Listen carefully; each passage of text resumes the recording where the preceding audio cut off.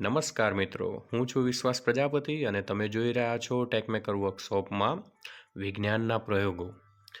તો અહીંયા બહુ સારી રીતે તમે ઘરે બેસીને પ્રયોગો કરી શકો એવી રીતે અહીંયા તમને દરેક પ્રેક્ટિકલ્સ સમજાવવામાં આવશે, જેમાં નાના વિદ્યાર્થીઓ જે 6 થી ધોરણ 10 સુધીમાં ભણી રહ્યા છે, અભ્યાસ કરી રહ્યા છે, એ તમામ બાળકો વિદ્યાર્થી મિત્રો ઘરે બેસીને આ પ્રયોગો જાતે પણ કરી શકે છે.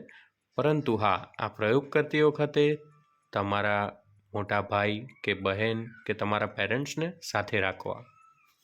ઓકે, તો હવે આપણે જોઈશું પ્રયોગ. પ્રયોગનું નામ છે જનરેટ ઇલેક્ટ્રિસિટી ફ્રોમ પોટેટો. મતલબ કે આપણે બટાકામાંથી વીજળી પેદા કઈ રીતે થાય છે એને જોઈશું. દરેક ફળમાં એકચ્યુઅલી વીજળી તો હોય જ છે, આપણા શરીરમાં પણ વીજળી હોય છે. તો હવે એને આપણે સાબિત પણ કરવાની છે. તો ચાલો પ્રયોગ સાથે આપણે સાબિત કરીએ. આના માટે જરૂર પૂરતા મટીરિયલ આપણે લઈશું, એટલે કે સાધન સામગ્રી લઈશું. એમાં શું આવશે? એક બલ્બ.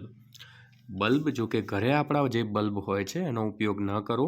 આના માટે તમારે એક નાની જે LED લાઇટ આવે છે, બજારમાં મળે છે, જે 1 કે 2 રૂપિયાની હોય છે, એનો ઉપયોગ કરવો. બીજું કોપર વાયર. ત્રીજું છરી.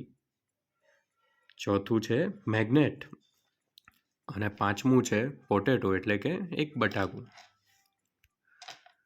ચાલો તો આપણે હવે વીજળી પેદા કરીએ બટાકામાંથી.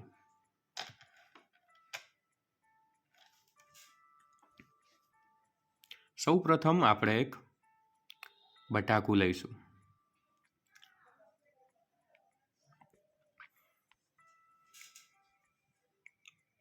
તમે અહીંયા જોઈ શકો છો કે આપણે એક બટાકું લીધું છે. હવે એના ઉપર છરીથી રાઉન્ડ કટિંગ કરી દઈશું. જો તમે એમાં કટિંગ કરવા ના માગતા હોય તો તમે LED લાઇટને ડાયરેક્ટ પણ એની અંદર મૂકી શકો છો. હવે આપણે મેગ્નેટ લઈશું, જે બટેકાની બંને સાઈડ આપણે રાખી દઈશું, 2 મેગ્નેટને. હવે આ છે કોપર વાયર, તાંબાનો વાયર. તમારી પાસે તાંબાનો વાયર દરેકના ઘરમાં હશે જ, એના માટે અલગથી લાવવાની જરૂર નથી. તાંબાનો વાયર ક્યાંથી મળશે? તો કોઈ વાયર હોય જે જૂનો તમારી પાસે પડ્યો રહ્યો હોય ઇલેક્ટ્રિસિટીનો, એને છોલવાથી એની અંદરથી કોપર વાયર મળી જશે. હવે આપણે કોપર વાયરનો ઉપયોગ કરીશું. કોપર વાયરનો ઉપયોગ કરીને જે લોહી ચુંબક, એટલે કે આપણું જે મેગ્નેટ છે, એના ફરતે આપણે એનું એક વાઇન્ડિંગ બનાવી દઈશું. અને એનો એક છેડો બહાર રાખવાનો, અને વાઇન્ડિંગ કર્યા પછી એનો બીજો છેડો પણ આપણે બહાર રાખવાનો છે.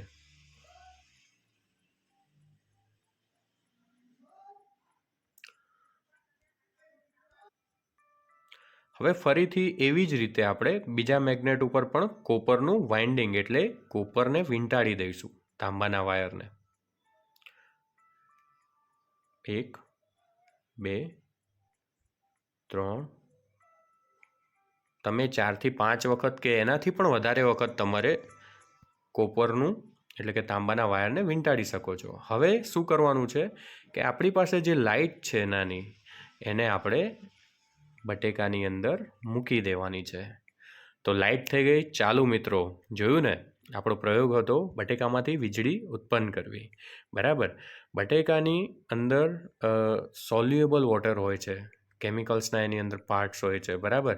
એ અને કોપર ભેગા થઈને ઇલેક્ટ્રિસિટી આપણને મળે છે, એટલે કે જનરેટ થાય છે આની અંદર. Thank you. ખૂબ ખૂબ આભાર મિત્રો. અને આવી જ રીતે હવે આગળ પ્રયોગો જોવા માટે અમારી સાથે જોડાયેલા રહો.